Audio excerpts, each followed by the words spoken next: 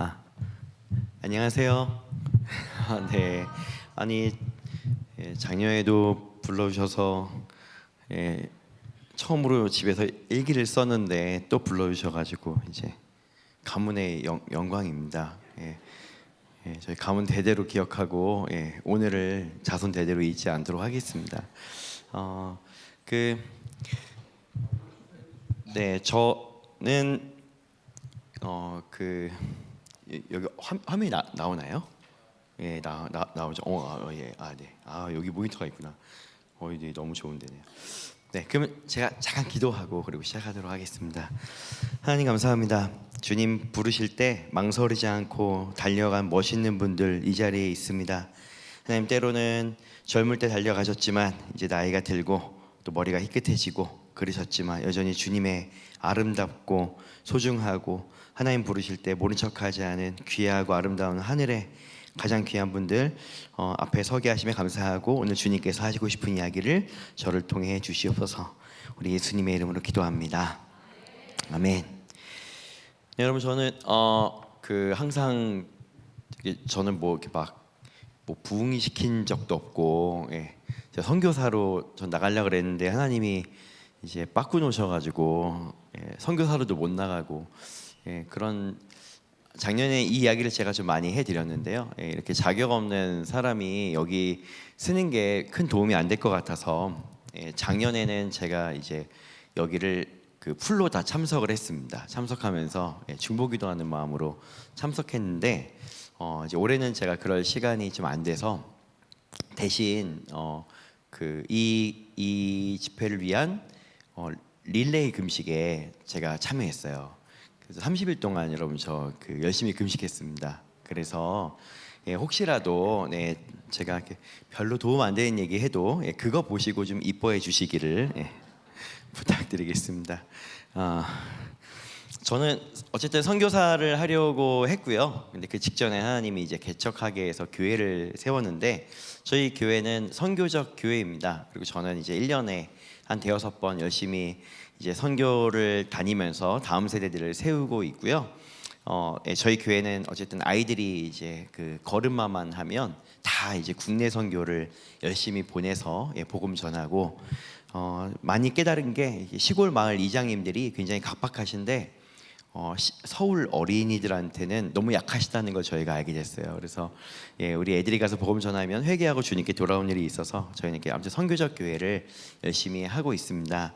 그런 가운데 그냥 제가 오늘 여기 와서 무슨 얘기를 하나, 이미 다 알 거 아시고 겪을 거 겪으시고 그런 우리 선교사님들 앞에서 대체 제가 무슨 얘기를 할 수 있을까 싶은 생각이 들었는데요. 그냥 제가 선교를 파송하기 직전까지 갔었는데 전 중국 선교를 위해서 북한 선교, 중국 선교 때문에 뭐 거의 파송 직전까지 갔는데 이제 못 가게 됐거든요. 그런데 그때 이제 그리고 제가 이제 지금 젊은이들에게 선교를 권할 때 젊은이들이 가장 두려워하는 게 무엇이냐면은 이제 어떻게 먹고 사느냐라고 하는 부분이었습니다. 그리고 또 특히나 많이 들려오는 소식은 제가 선교지에 나가면은 이 선교사님들이 더 많은 지원을 받고 더 많이 힘을 얻으셔야 되는데 그 파송했던 교회들이 점점 파송을 취소하시더라고요.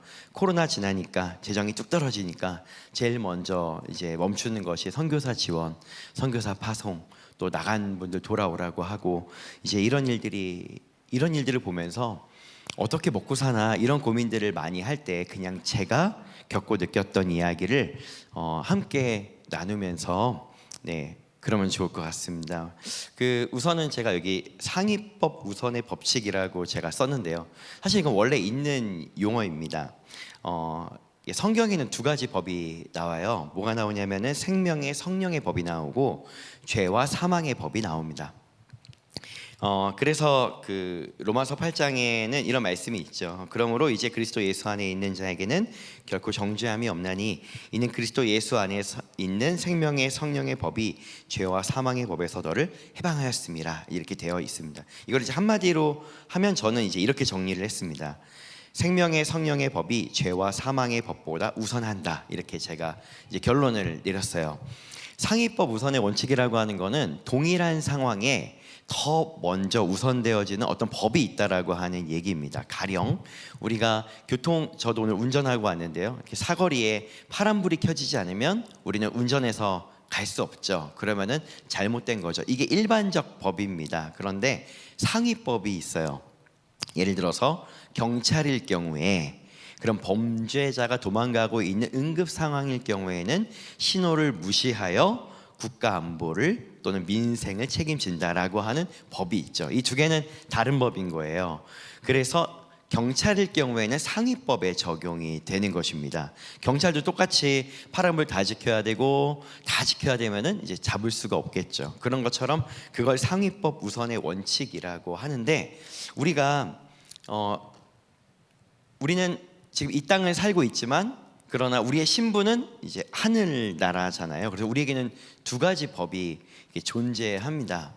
다 아시는 이야기겠지만, 우리는 여기에서의 법은 아주 단순하죠. 이렇게 물 이렇게 하나가 있으면 1인분이잖아요. 그래서 하나가 있으면 한 명이 먹을 수 있다. 그냥 이건 너무 자연스러운 물질 세계의 법칙입니다. 그런데 우리에게는 새로운 법이 있어요. 그러니까 죄와 사망의 법이라고 하는 거는 아담과 하와가 죄를 지은 다음에 너희가 뼈 빠지게 고생해야 먹고 살 수 있다라고 하는 죄를 통해서 받은 사망의 법인데, 여기서 우리를 구원하기 위해서 생명의 성령의 법이 이제 우리 가운데 오신 거죠. 이것이 우리로 하여금 선교를 하든 무엇을 하든 먹고 살 수 있는 법이 우리 가운데 이제 되는 것입니다. 여러분, 저한테는 이런 경험이 있습니다. 여러분, 혹시 제가 지금 되게 저급한 이야기를 해서 너무 죄송한데, 누군가가 화장실에 들어가 있는데 그 화장실 냄새 때문에 화가 나서 방언 기도를 해보신 적이 있습니까? 여러분, 되게 특이한 경험이죠. 저한테는 그런 경험이 하나 있습니다. 이게 언제였냐면은 제가 30대 때 태국으로 이제 선교를 간 적이 있습니다. 태국의 콩켄에 있는 훨씬 더 구석에 있는 시골로 들어갔어요. 그래서 거기서 이제 선교를 하고 전도를 하고 있는데, 밤에 저희가 밤에 잠을 자려고 하는데 그 마을 전체가 전기가 다 나간 거예요. 그래서 뭐 선풍기도 못 틀고 너무 덥고 불편했습니다. 근데 가장 불편했던 게 뭐냐면 보이지 않아서 화장실을 갈 수가 없었다는 거예요. 그래서 화장실이 무서워서 2명씩 화장실을 갔습니다. 그래서 저는 남한테 피해 끼치는 거 싫어합니다. 혹시 여러분들 중에도 그런 분들 있으세요? 남한테 피해 끼치는 거 나는 너무 싫어, 이런 분들이 있으면 저와 비슷한 분일 텐데, 그래서 저는 어떻게 했냐면은 전기가 나간 순간부터 아무것도 안 먹었습니다. 화장실을 안 가려고. 왜냐하면 제가 화장실 가면은 다른 누군가가 화장실 따라와 줘야 되니까 나는 그러지 말아야지 생각을 했는데, 저랑 짝꿍인 분이 남 눈치 전혀 안 보는 분입니다. 남 눈치는 안 봐요. 그래서 제가 항상 얘기합니다. 너 그러면은 남한테 피해 되잖아. 그러면 왜 그냥 내비둬, 내 맘대로 살래, 이런 분이에요. 이 친구가 이제 저녁에 정전이 된 다음에 후레쉬를 켜고, 전 성경을 읽을 줄 알았는데 후레쉬를 킨 다음에 열심히 계속 음식을 먹는 거예요. 그래서 제가 예상을 했죠. 오늘 밤에 내가 저 친구 때문에 화장실 여러 번 가겠구나, 이렇게 예상을 했습니다. 아니나 다를까 시간이 좀 지나 새벽 2시쯤 되었는데 이 친구가 화장실을 가는데 저를 깨운 거예요. 화장실 가자고. 한 번은 같이 갔다 왔습니다. 두 번째 또 깨우는 거예요. 화장실 가자고. 한 3시쯤이었습니다. 또 한 번 갔다 왔어요. 그다음 4시쯤에 다시 한번 화장실 가자고 저를 깨웠습니다. 이제 이쯤 되니까 약간 제가 그리스도인이 아니었으면 좋겠다, 이런 생각이 들더라고요. 마음껏 욕하고 마음껏 미워하면 참 좋은데 예수님 믿어서 좀 그거 좀 어렵잖아요. 그래서 어쨌든 따라갔습니다. 2번은 잠깐 갔는데 이 3번째는 이 친구가 그동안 먹은 거를 다 이제 내려보내려고 작정을 했는지 꽤 오랜 시간 동안 화장실에 들어가 있었어요. 근데 이제 냄새가 나는 거예요. 화장실 앞에 제가 서 있어야 되거든요. 그래서 냄새가 나는 거예요. 뭐 요즘 화장실은 이렇게 뭐 볼일을 보면 그게 물 안에 들어가 있으니까 냄새가 안 올라오는데, 이렇게 자세히 얘기해도 되나요? 좀 있으면 점심시간이잖아요. 근데 여러분, 그 공지사항이 있는데 오늘 점심시간 12시 30분이래요. 조별로 식사하시랍니다. 저한테 이렇게 공지 부탁하셨어요. 아무튼 식사 시간 앞두고 이런 말씀드려 죄송하지만 이제 냄새가 나기 시작하는 거예요. 그래서 제가 냄새가 나니까 이제 이만큼 떨어져가지고 이만큼 왔습니다. 이만큼 왔더니 이 친구가 눈치가, 이럴 때는 기가 막힌 거예요. 뭐라고 말하냐면 자기가 무서우니까 거기 있지, 이렇게 말하는 거예요. 그래서 제가 잘 안 들리니까 다시 가까이 가서 뭐라고 그랬더니 거기 있지. 그래서 있어 이렇게 하고서는 또 이만큼 가면 또 부르고 이래서 여기 있어야겠구나 하고선 있었습니다. 네, 이제 너무 냄새가 심한 거예요. 정말 심했어요. 여러분들이 지금까지 맡아보지 못한 그런 냄새일 수 있습니다. 냄새가 너무 심해서 제가 좀 기분이 너무 안 좋았어요. 네, 너무 화가 났어요. 그래서 제가 물어봤죠. 다 됐니? 이렇게 물어봤더니 저를 정말 화나게 한 한마디가 있었는데 그게 뭐냐면은 아직 시작도 못했어 이렇게 말을 하는 거예요. 근데 시작을 못했는데 어떻게 냄새가 날까요? 되게 궁금하긴 했지만 어쨌든 그렇구나 하고서는 근데 아직도 시작을 못했다는 말에 이미 40분을 제가 기다렸거든요.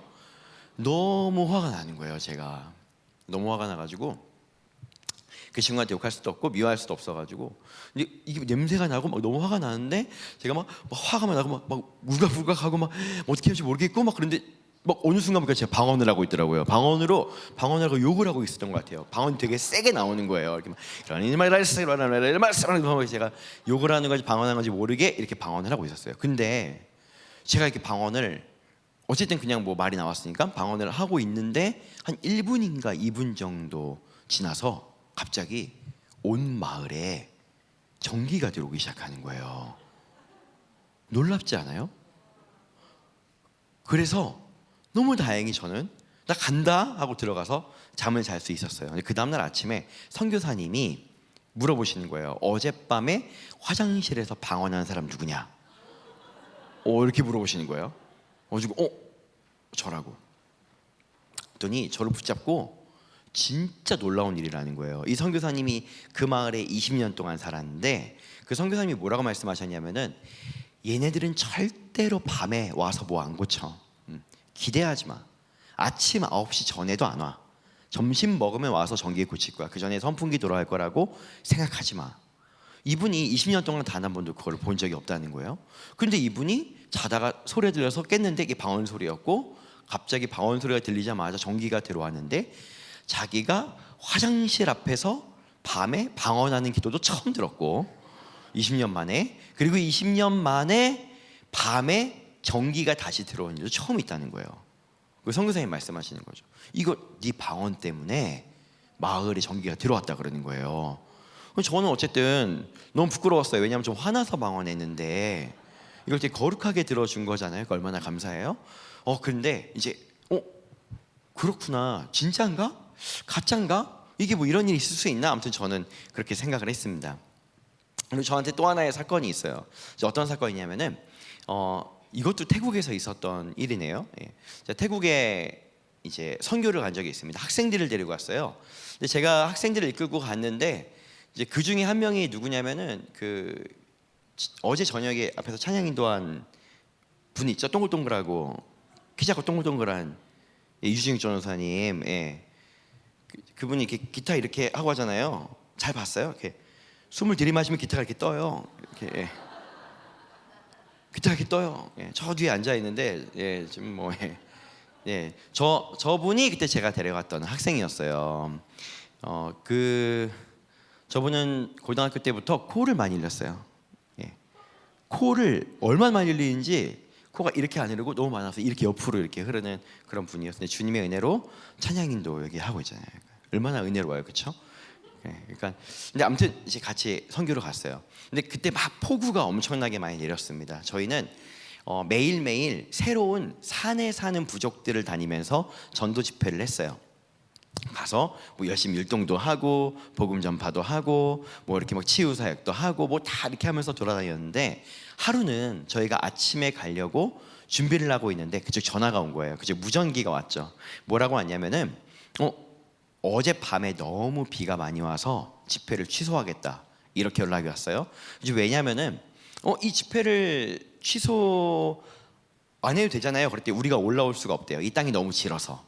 그래서 원래는 저희가 올라갈 때 발전기와 막 이런 건반 이런 거랑 악기나 막 수많은 것들을 오토바이 실어가지고 막 올라갔습니다. 근데 오토바이가 갈 수 없는 땅이 된 거예요. 그러니까 이 집회를 할 수 없다는 거죠. 그래서 저희가 물어봤습니다. 그럼 우리가 들고 올라갈게 얼마나 걸려? 그랬더니 적어도 3시간 반 4시간이 걸릴 거래요. 사람이 들고 올라오면. 왜냐하면 맨몸으로 올라와도 3시간 정도는 걸리는 곳이기 때문에 이런 진흙 땅에서는 불가능하다고 얘기를 하는 겁니다. 근데 저희가 이제 모여서 기도했어요. 어떻게 하면 좋을까요? 기도했는데 하나님 주신 마음은 그래도 올라가라. 그래서 그냥 올라가다가 해가 지면은 중간에 내려오자. 그냥 이런 마음으로 저희가 올라갔습니다. 이제 다 같이 올라갔어요. 발전기 들고 건반 들고, 제가 그때 건반 들고, 이런 건반 들고 올라갔어요. 제가 이런 건반 들고 올라가는데 앞에서 찬양 인도하는 유직전 원사님은 작은 거 들고 올라갔어요. 그래도 되는 건지 모르겠어요. 저보다 10살이나 어린데 그래도 되는지 모르겠지만 어쨌든 뭐 그렇게 들고 올라갔습니다. 열심히 들고 올라가는데 1시간 40분, 그때 제 기억으로 1시간 47분 정도가 지났을 때 저 뒤에서 어떤 태국 사람들이 막 우리를 쫓아왔어요. 그러더니 이렇게 부르면서 말하는 거죠. 야, 너네가 혹시 그 선교팀이야? 이렇게 물어보는 거예요. 그래가지고 맞아 그랬어요. 근데 저희는 이제 이만큼 마중 나왔는 줄 알았는데 마을은 그쪽이 아니라 이쪽이야 하면서 딱 가르쳐 주는데 바로 옆에가 마을인 거예요. 그래서 그 친구들이 저희한테 뭐라고 말하냐면 너희는 거짓말쟁이야 이렇게 말하는 거예요. 너희가 무전 쳤을 때 저기 밑에서 친 거 아니지, 올라오다가 친 거지, 이렇게 얘기를 하는 거예요. 왜냐하면은 그들은 그 원주민들조차도 맨손과 맨몸으로 맨 땅에서 1시간 47분 동안 절대 걸어서 올라와 본 적이 없는 거예요. 본인들도 아무리 빨라도 2시간은 올라와야 되는 거죠. 근데 우리는, 제가 그때 그 기억으로는 우리가 굉장히 유치한 팀이었어요. 가지고 막 이거 들고 올라가다가 막 누가 앞에서 막 트름하면 재밌다 그러고 따라하고 막 이런 유치하게 막 이러면서 올라갔는데 1시간 47분밖에 안 올라갔는데 이 마을에 도착을 한 거예요. 너무 신기하죠. 둘 중에 한 명은 거짓말을 하는 거죠. 그래서 저희가 너무 신기했지만 제 시간에 도착해서 너무 감사해서 복음 집회를 열심히 했어요. 이제 그리고 나서 내려갈 때는 이제 땅이 어느 정도 굳었기 때문에 거기에 있는 오토바이와 리어카 비슷한 거에다가 짐을 싣고 짐은 따로 내려왔어요. 근데 여러분, 저희가 딱딱해진 맨 땅을 걸어 내려오는데 얼마 걸렸냐면은 3시간이 걸렸어요. 너무 신기하죠. 너무 신기하지 않아요? 어떻게 발전기랑 건반을 들고 이런 질퍽질퍽한 땅을 올라갈 때는 1시간 47분인데 맨몸 맨손으로 이 땅을 내려올 때는 어떻게 3시간 만에 3시간이 걸렸을까? 진짜 하나님은 이 시간을 단축하시는 분이구나. 그래서 그때 선교사님하고 저하고 막 너무 막 놀라면서, 제가 팀장이었는데 굉장히 소름 끼쳐하면서 막 이러고 있을 때 유중전 원사님은 내려가서 치킨 먹으면서 전혀 기뻐하지 않았어요. 이런 사실이에요. 그러니까 저런 분이 지금 막 여기서 막 여러분 기도합시다, 이게 진짜 하나님의 큰 은혜인 거예요. 근데 뭐 어쨌든 여러분 많이 기도해 주시고 많이 이뻐해 주시고 우리 뉴띵 예배팀 훌륭한 분들이니까 저랑 같이 선교 다니고 저랑 같이 사역하는 팀들이거든요. 많이 여러분 응원해 주시기를 부탁드립니다. 자, 그래서 제가 깨달은 거예요. 첫 번째 깨달은 게 뭐냐면, 혹시 여기 그 이제 다음 화면이 나와야 되는데, 이게 생명의 성령의 법은 죄와 사망의 법에 영향을 받지 않는구나. 예수님께서 오셔서 보여주신 것은, 오병이어를 보여준 거는 이 땅의 죄와 사망의 법이 가지고 있는 물리적 법칙이 하나님이 원하면 그냥 깨지는구나. 그래서 우리의 삶을 하나님께 드려도 내가 내 힘으로 먹고 살고 내 힘으로 노후를 보장하지 않아도 내가 계속해서 하나님이 원하는 그 삶을 살고 그 삶을 살고 그 삶을 살면은 먹고 살 수 있구나 라는 거를 저는 이제 깨달았습니다. 요즘 다음 세대 분들이 굉장히 똑똑합니다. 아주 똑똑하고 계산이 아주 빠릅니다. 그래서 그 믿음으로 삶을 한번 던져보기가 굉장히 어려운데, 이 상위법 우선의 법칙에 의해서 성령이 원하는 길을 걸어가면 그분이 채우신다라는 걸 믿고 한 걸음 걸어가 보시기를 우리 귀한 다음 세대 분들에게 축복합니다. 이미 선교하시는 분들은 다 아는 얘기라, 그렇죠? 선교지에서 맨날 경험하는 얘기라서 굳이 그렇지만은, 자, 두 번째 이야기를 해보겠습니다. 제가 세 번째 얘기까지 할 거예요. 자, 넘어가 주세요. 자, 믿음을 증명할 때 제가 이제 이 원칙을 깨닫고 저의 인생을 살았습니다.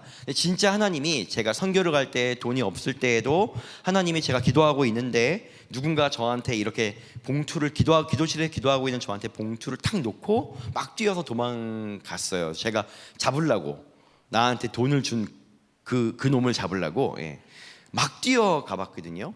막 뛰어가고 거기 이제 뛰어가다가 어떤 분들도, 교회 분들도 만났는데 아무도 본 적이 없대요. 정말 천사가 정말 필요할 때 모험을 하면은 돈을 다 가져다가 주더라고요. 이걸 알았어요. 그런데 문제가 생겼습니다. 이게 안 되는 날이 옵니다. 이게 소용이 없는 날이 와요. 나 분명히 하나님이 원하는 일을 하고 있는데, 그럼 예전처럼 내가 하나님을 원하는 일을 그 일을 해야 되는데, 그럼 하나님이 천사를 데려다가 돈을 갖다 줘야 되는데 그런 일이 일어나지 않는 거예요. 저 굉장히 당황스러웠어요. 상위법 우선의 원칙이 깨지는 일들이 제 인생에 일어나기 시작했습니다. 이거 어떻게 해석해야 되나 이런 고민들을 했어요. 근데 제가 이제 그러면서 두 번째 상위법 우선의 법칙에 적용되어지는 또 하나의 법칙이 있다는 것을 알게 됐는데, 그게 뭐냐면은 증명의 시간이라는 것입니다. 제가 예전에 이제 전도사로 사역을 할 때 어떤 일이 있었냐면요, 어떤 교회에 이제 좀 직분이 있는 분이 저를 되게 예뻐하셨어요. 그래서 교회 재정부에다가 얘기를 해가지고, 우리 장원혁 전도사 열심히 사역하니까 우리 월급 좀 올려줍시다. 이렇게 해서 월급을 제가 올려받았어요. 그게 한 달에 한 10만 원 정도로 올려받았던 것 같아요. 10만 원이 20만 원 정도 굉장히 많이 올려받았어요. 그랬는데 이제 그렇게 제가 사역을 하는데 어느 날 좀 그분이 좀 이렇게 저한테 뭐 예를 들어서 뭐 이런 일을 해달라 저런 일을 해달라고 부탁을 하셨는데, 전 담임 목사님이 시킨 일과 시간이 자꾸 부딪히는 거예요. 그러니까 당연히 담임 목사님이 시킨 일이 먼저니까 저는 할 수가 없었습니다. 이제 그런데 그분이 점점 화가 나신 거예요. 계속 화가 나신 거예요. 이유는 타당한데 이제 기분이 점점 안 좋으신 거죠. 그래서 저에 대해서 굉장히 저를 미워하기 시작했습니다. 그래서 제가 이게 굉장히 괴로웠어요. 그래서 하나님, 제가 그렇게 받은 돈을 다 갚고 싶습니다. 왜냐하면 그분이 이제 막 여기저기 이야기를 하고 다니시는 게 어떤 얘기를 하냐면은, 내가 장원혁 전도사 돈 월급 올려줬는데 자기 말을 듣지 않는다는 이야기를 막 하고 다니시니까 내가 올려받은 월급을 다 그냥 갚고 싶은 거예요. 근데 제가 돈이 없는 거죠. 그래서 제가 하나님께 나가서 기도했습니다. 하나님, 저 돈이 필요합니다. 여러분, 저는 근데 너무 가난했어요. 저는 태어날 때부터 아버지가 안 계셨고요. 저희 효로 어머님이 저를 이제 키우느라고 진짜 아마 대한민국에서 저는 제가 가장 가난했을 수도 있다 싶은 정도의 가난하게 살았어요. 그때도 굉장히 가난했는데 어쨌든 하나님께 기도했습니다. 그리고 하나님, 이게 하나님이 원하시는 것이 맞으면 하나님이 갚아주셔야 됩니다. 이제 이렇게 기도했죠. 통장엔 돈이 하나도 없고 이제 통장에 돈이 들어오기를 기다리고 있었습니다. 원래대로면 통장에 돈이 들어와야 되죠. 근데 들어오지 않는 거예요. 그래서 하나님께 제가 기도했습니다. 하나님, 저 돈이 필요합니다. 그랬더니 하나님이 아신다고 하셨어요. 안다. 너에게 돈이 필요한 거 안다. 그래서 제가 좀 약간 호기심이 생겨서 이렇게 물어봤어요. 하나님, 제가 얼마가 필요하게요? 이렇게 물어봤어요. 하나님께. 그랬더니 이게 하나님의 답인지 아닌지는 모르겠지만 저에게 500만 원이 생각이 났습니다. 그래서 하나님이 저한테, 야 원혁아, 너 500만 원이 필요하다라고 하시는 것 같았어요. 그럼 여러분, 제가 그러면 감사하다고 해야 되는데 뭐라고 말했냐면은, 하나님, 제가 500만 원으로 되겠습니까? 이렇게 얘기했어요. 좀 더 주시기를 바라는 마음으로. 아무리 기대하고 기다려도 돈은 오지 않는 겁니다. 근데 어떤 일이 생기냐면은, 제가 사역을 하다 보니까 저한테는 돈을 쓴다는 개념 안에서 두 부류가 있습니다. 어떤 부류가 있냐면은, 저를 밥을 사주는 분들이 있어요. 성도님들이시죠. 돈을 벌고 있는 성도님들은 제가 전도사니까 저한테 밥을 사줍니다. 근데 제가 밥을 사줘야 되는 분들이 있어요. 그 청년들, 청소년들이죠. 그때 제가 돈이 정말 한 푼도 없고 진짜 아무것도 없는데, 이때 막 청소년들과 청년들이 계속 연락이 오는 거예요. 목사님, 전사님 밥 사주세요. 전사님, 저 돈 필요해요. 전사님, 좀 너무 힘들어요. 저 아르바이트를 했는데 거기 사장님이 돈을 주지 않아요. 지금 전사님 빌려주세요. 제가 돈이 어디 있어요? 전 돈이 필요한데 자꾸 돈 나갈 일이 계속 생기는 거예요. 집에는 보일러가 고장이 나고 뭐가 안 되고 돈 나갈 일이 계속 생기는 거예요. 마음이 너무 어렵고 하나님한테 너무 화가 났습니다. 하나님, 제 상황 뻔히 보고 계시는데 왜 돈은 안 주시고 돈을 내보내십니까?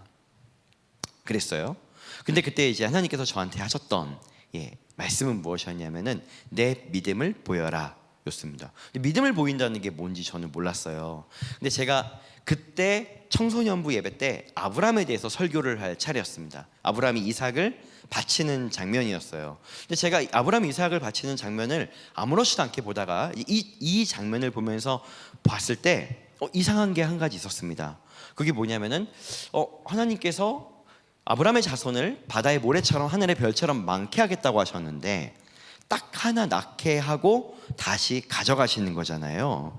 그럼 이거 아브라함은 무슨 마음이었을까? 이제 이런 생각을 제가 한 거예요. 그래서 가만 생각을 해보니까는 아브라함은 아들 이삭이 사라져도 또 주실 거라고 생각을 했겠구나.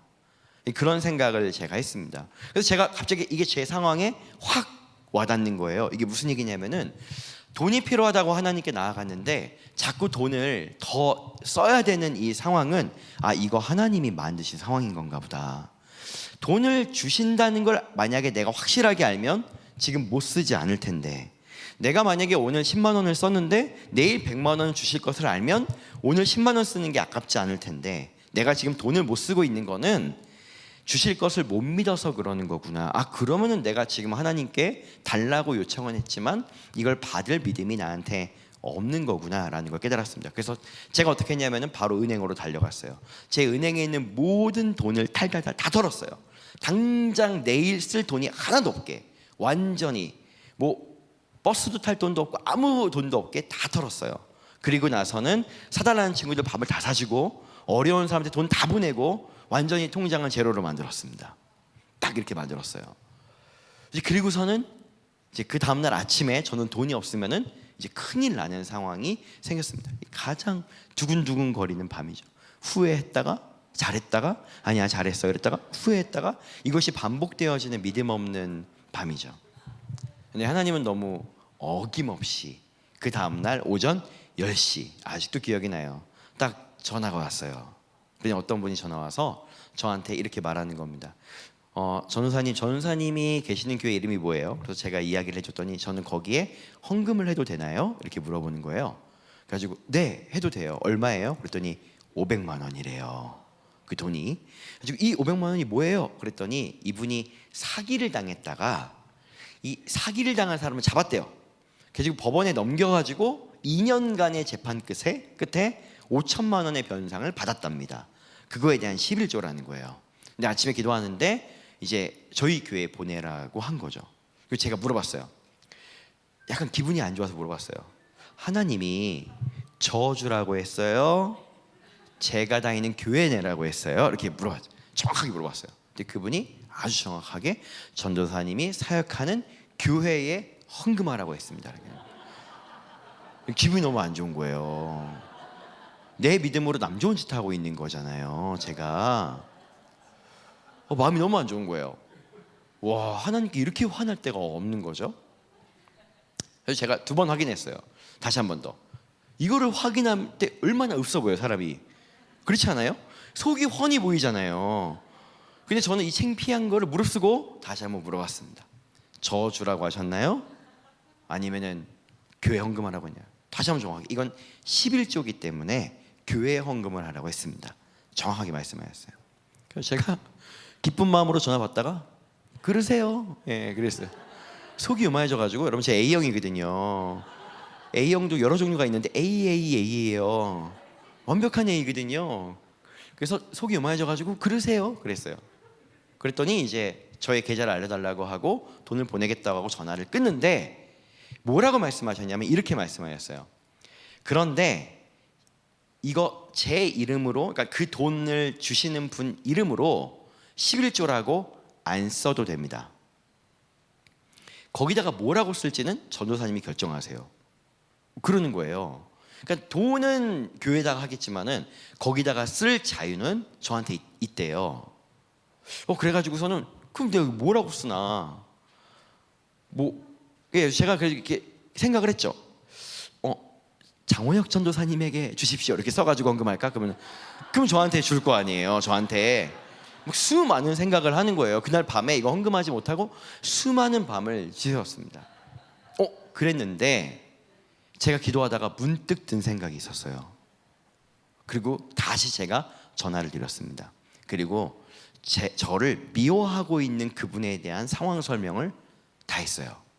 그래서 혹시 제가 이 돈을 보내준 분의 이름으로 헌금을 하겠지만 거기에다가 지금까지 장원혁 전도사에게 월급을 올려준 그 월급의 배를 갚습니다.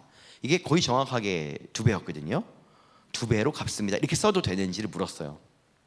그분이 너무 좋대요. 상관이 없대요. 그래서 저는 그분의 이름으로 11조를 적지만 밑에는 이 11조를 하는 이유는 장원혁 전도사에게 했던 인상해준 월급의 2배를 갚습니다 라고 하고 이 돈을 주게 됐어요.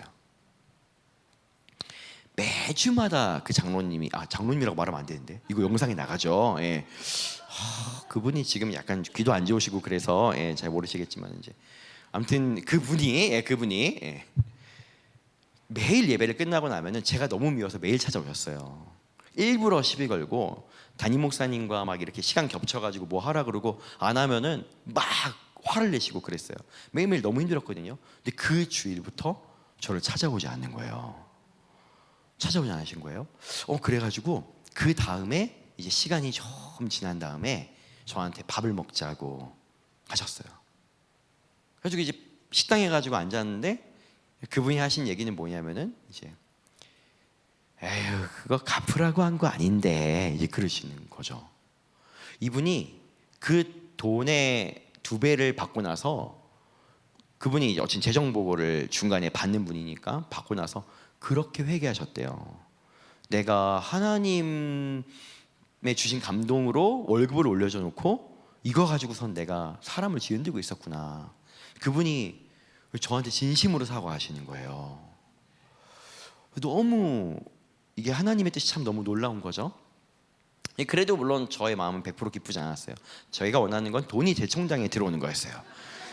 제 통장에 돈이 들어오는 건데 그런 일이 일어나지 않아서 굉장히 어려웠어요. 그래서 저에게는 이제 한 가지 변수가 생겼습니다. 그게 뭐냐면은 상위법 우선의 법칙에 의해서 내가 하나님이 원하는 일을 결정하면 반드시 공급하셔야 되는데 오히려 돈을 자꾸 써야 되는 일이 온다면은 이때 하나님을 원망하지 말고 그리고 이때는 내 믿음을 증명해야 되는 때구나라고 다시 제가 기록을 했습니다. 이게 이제 제가 가지고 있는 2번째 지식입니다. 자, 그리고 3번째 마지막 이야기를 해야 됩니다. 시간이 엄청 금방 가거든요. 제가 이제 고등학교 한 2학년 때부터 시작해서 군대를 가기 전까지 저는 너무 가난했고 제가 이제 저희 교회는 서울시 동대문구 장안동에 있었습니다. 근데 저희 집이 너무 가난해서 그 국민 임대 아파트로 이사를 가야 됐어요. 거기는 이제 중계동이었어요. 노원구 중계동. 아시는 분은 아시겠지만은 거리가 좀 됩니다. 차로 가면은 안 막힐 때는 뭐 지금은 30-40분이면 가지만 그땐 도로가 안 좋아서 차로 갈 때도 1시간이면 갔어요. 근데 제가 이제 교회를 그러니까 이사를 오고 나서 고민을 많이 했습니다. 교회를 옮길까 말까 고민을 많이 했는데 기도를 했는데 하나님이 교회를 옮기지 말라고 했어요.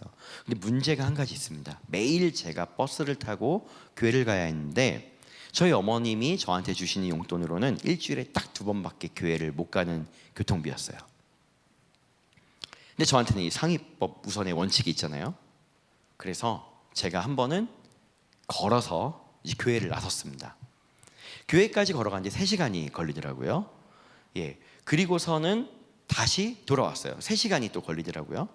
오케이, 3시간이 걸리는구나. 그리고 머릿속에서 치는 거는 이거는 2번 다시 이 짓은 못하겠다. 이제 이런 생각이 들었습니다.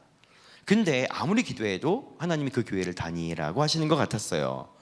근데 상위법 우선의 원칙이 있으니까 제가 이제 그러면은 이제 돈이 들어와야 되는데 교회를 가야 되는 상황에 돈이 안 들어오는 거예요. 진짜 제가 이 학생 때에 고민을 정말 많이 했습니다. 어떻게 하면 좋을까? 그래서 일단은 교회는 가자. 근데 제 맨정신으로는 3시간을 걸어서 교회를 못 가요. 그럼 어떻게 갈 수 있냐면은 제가 저한테 거짓말을 해야 돼요. 이게 무슨 얘기냐면은 걸어서 절반 정도 걸어가면 중곡동이에요. 중곡동 아세요, 여러분? 중곡동이라는 데가 장안동과 중계동 중간 정도에 있어요. 그러면은 1시간 반 정도 걸어가면 중곡동입니다. 그럼 제가 저한테 이제 거짓말하는 거예요.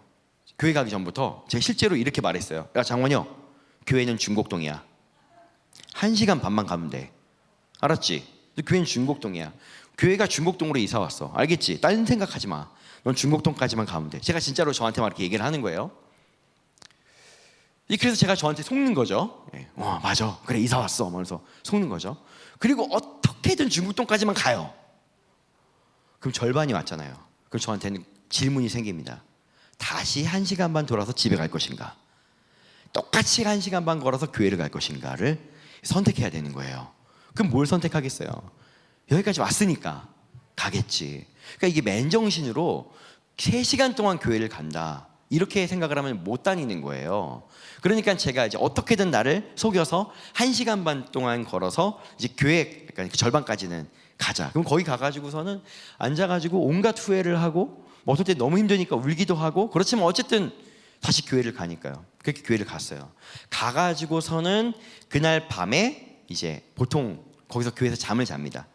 그 기도실에 잠을 자요. 그리고 아침에 새벽 기도를 가요. 그럼 새벽 기도 가면은 가끔 권사님이나 이런 분이 이제 젊은 청년이 왔으니까 너무 이뻐가지고 가끔 저한테 돈을 줍니다. 가끔 뭐 5,000원, 10,000원 줘요. 그럼 그때는 이제 버스 타고 집에 갈 수 있는 날이에요. 근데 이게 없으면 다시 걸어서 가는 거예요. 3시간 동안. 이제 뭐 저를 속이고 말고 없어요. 그냥 가야 돼요. 예. 열심히 걸어가는 거예요. 이 길을 정말 오랫동안 걸어 다녔어요. 이게 이제 하루는 제 이 길을 걸어 다니다가 약간 이제 공황장애 같은 게 오기 시작하는 거예요. 교회가 올 시간이 되면은, 교회 가야 되는 시간이 되면은 막 자고 싶고, 막 종교를 바꾸고 싶고, 막 엄청난 이런, 와, 내가 진짜 이 길을 가야 되나? 그래서 하루 기억이 나는 게, 이제 아침에 권사님들을 만났는데 원영아 잘 왔어 했지만 돈은 안 주셨어요. 예. 그래서 저는 항상, 그래서 요즘 이제 누군가를 이뻐하면 돈도 같이 줘야지, 제가 항상 저는 생각을 하는데, 그래서 그날을 집에 걸어와야 했습니다. 반 정도 걸어오는데 폭우가 내리기 시작하는 거예요. 우산은 없고 진짜 비를 쫄딱 맞았습니다. 이게 이제 발이 절뻑절뻑하면서 양말은 다 벗겨지고 양말은 벗고, 그 맨발에다가 이렇게 계속 철뻑철뻑하니까는 뒤꿈치에 이제 물집이 이만큼 잡히고, 나중에 너무 힘들어서 이제 신발을 한쪽은 벗고서는 이제 막 걸어가는 거예요. 제가 이제 걸어가다가 이렇게 유리에 비친 저를 보는데 미친놈이 따로 없어요. 신발 하나 들고 이쪽에 양말 하나 들고, 맨발 한쪽은 맨발인데 호작 젖어가지고서는 앞으로 갈 일은 2시간 더 남은 거예요. 이걸 어떻게 가나. 그래서 제가 그때 이제 하늘을 보고 진짜 하나님께 이렇게 얘기했어요. 하나님, 제가 이 짓 왜 해야 돼요? 하나님의 아들을 왜 공급해 주지 않아요? 왜 내가 이 짓을 해야 돼요? 이렇게 제가 물었을 때 그분이 저한테 던진 질문이 하나 있었어요. 그게 뭐냐면은, 그래, 그러게 너는 왜 이 짓을 하고 있니? 저한테 이렇게 물어보신 거죠. 그럼 너무 어이없지 않아요? 예. 그러면 가까운 교회 다니라고 하시든가 그러면 되는데, 돈을 주시든가. 너무 무책임한 얘기잖아요. 근데 제가 가만히 생각을 해보는데 답이 하나예요. 그 뭐냐면은 그냥 예수님을 사랑해서. 그냥 제 안에 다른 답을 찾을 수가 없는 거예요. 이익이 없고 유익이 없고 그냥 예수님을 사랑하니까 이게 저의 답인 거예요. 그래서 제가 그래서 비가 오는데 하늘을 보고 막 외쳤어요. 예수님을 사랑해서요. 사랑해서 그러는 건 맞아요. 근데 예수님은 저 안 사랑하는 것 같네요. 막 그러면서 이제 막 그랬어요. 근데 저만 눈물이 막 나더라고요. 그래서 제가 깊이 깨달은 게 뭐냐면, 내가 예수님을 사랑해서 이 미친 짓을 하고 있구나라는 걸 깨달았는데, 그리고 얼마 안 있다가 저의 그 가장 친한 친구 중에 한 명인 이권이라는 친구가 있어요. 지금 경찰이고 저희 교회 근처에서 정육점을 하는 돈이 좀 많은 친구였어요. 근데 그 친구가 저한테, 제가 이렇게 걸어다니는 걸 아는 거의 몇 안 되는 친구였는데, 그 친구가 저한테 와서 이렇게 얘기하는 거예요. 야, 네가 이렇게까지 걸어다니는 거 보니까 예수님이 있긴 있나 보다. 걔도 교회를 다니는 애거든요. 어이없죠? 그러니까 너 왜 그래? 그래서 제가 그때 내린 결론 얘기했어요. 예수님을 사랑하니까. 야, 보지도 못하고 느끼지도 못한 존재에 네가 이만큼 사랑이 빠졌으면 그 존재는 있는 게 분명한 거야. 이렇게 그 친구가 저한테 얘기해 줬어요. 그리고 한 가지 더 얘기해 준 게 뭐냐면은, 너무 명예로운 얘기였는데, 물론 그때는 별로 듣고 싶지 않은 얘기였지만, 제가 예수님을 닮았대요. 그 모습이 맨날 배우던 십자가 길을 걸어가는 거하고 비슷하대요.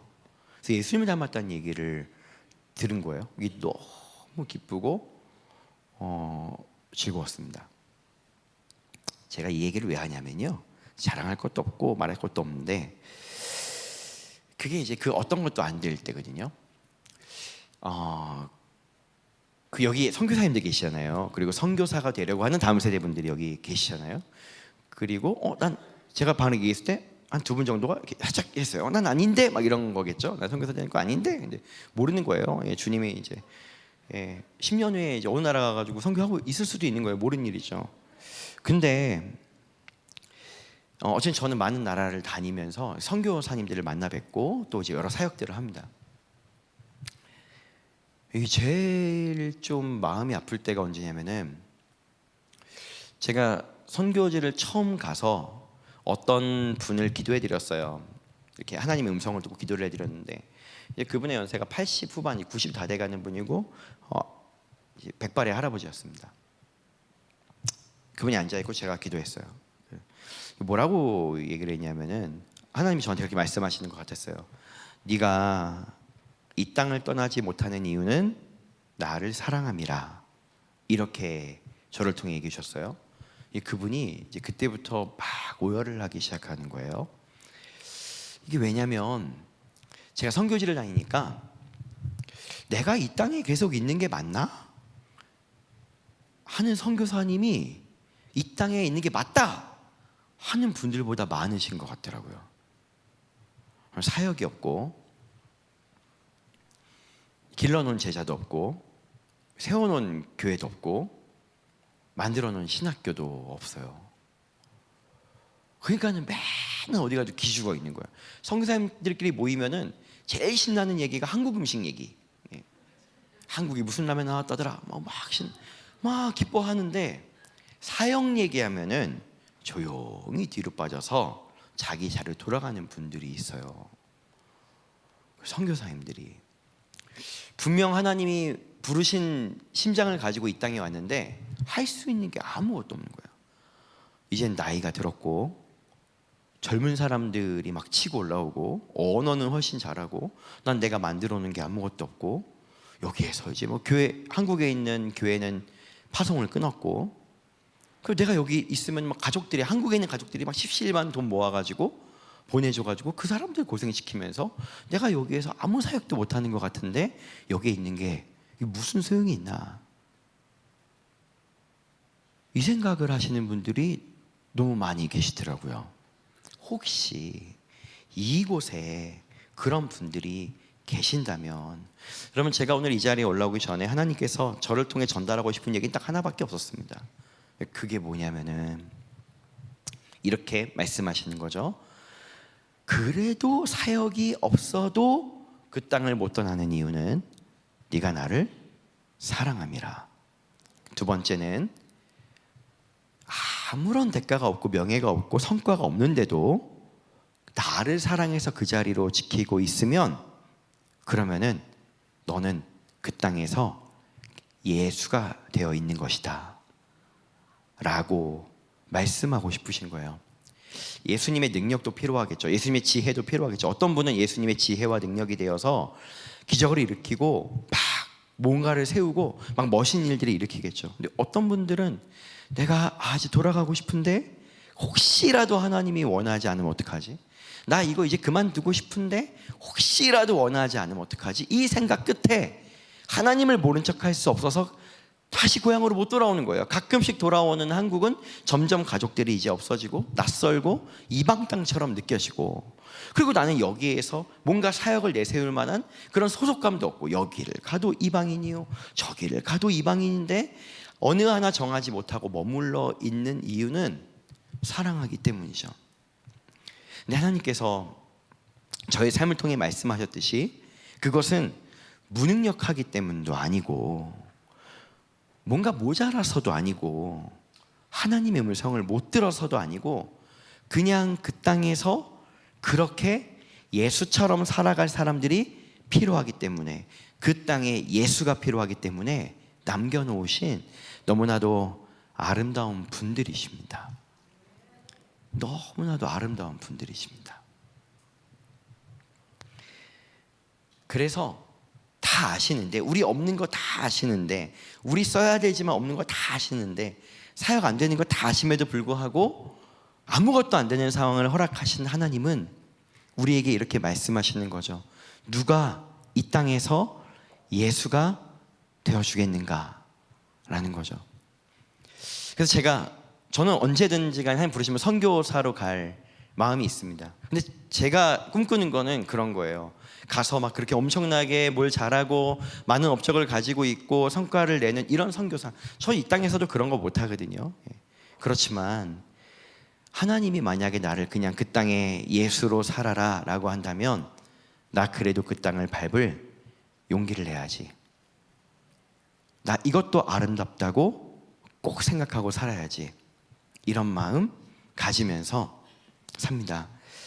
그래서 여러분, 하나님 뜻대로 그 땅을 밟은 모든 분들은, 우리 선교사님들은 다 모두 너무 귀하고 아름다운 분들이십니다. 되지 않다고 숨지 마시고, 나 이 시간 통해서 이 땅에 예수로 산다고 자랑하셔도 됩니다. 제가 만약에 여러분들이 거하는 그 땅에 가서 그런 분들을 만난다면 열심히 격려해드리고 귀하다고 말씀해드리고 싶습니다. 우리 같이 한번 2분 남았으니까 마지막 한번 보여주셔서, 다 아시는 노래죠? 같이 한번 부르고 맞춰볼까요? 주님 그 나라에 이를 때까지 순례의 걸음 멈추지 않으며, 어떤 시련이 와도 두렵지 않네. 주와 함께 걷는 이 길에. 기도하겠습니다. 하나님 고맙습니다. 보석처럼 아름답고, 하나님이 여러 사람한테 저 땅에 가주겠니 물었는데 다 외면했지만 그 음성 듣고 모른 척하지 않고 이 땅에 가준 귀한 선교사님들이 이곳에 있습니다. 젊을 때 갔습니다. 힘이 있을 때 갔습니다. 할 수 있을 때 있을 것 같은데 갔는데 이제는 다 힘이 빠지고 내 얼굴 예전 같지 않고 힘도 예전 같지 않아서 나는 쓸모없는 존재가 된 것 같아서, 주님 나 부르신 거 실패한 거 아닌가, 내가 주의 음성 잘못 들은 거 아닌가 고민하는 그런 분들이 있다면, 하나님 오늘 그분들에게 네가 그 땅에 예수라 주님 말씀하여 주시고, 오늘 혹시 선교를 꿈꾸고 있는 다음 세대가 있다라고 한다면은 하나님이 우리로 하여금 성공의 부르심, 훌륭함의 부르심, 위대함의 부르심, 또 때로는 이렇게 초라함의 부르심, 예수의 부르심을 한다 할지라도 나 주님 사랑해서 그 땅에 서 있겠노라고 고백하는 다음 세대들이 일어나게 하여 주시옵소서. 축복합니다. 그리고 또 축복합니다. 예수님의 이름으로 기도합니다. 아멘. 감사합니다.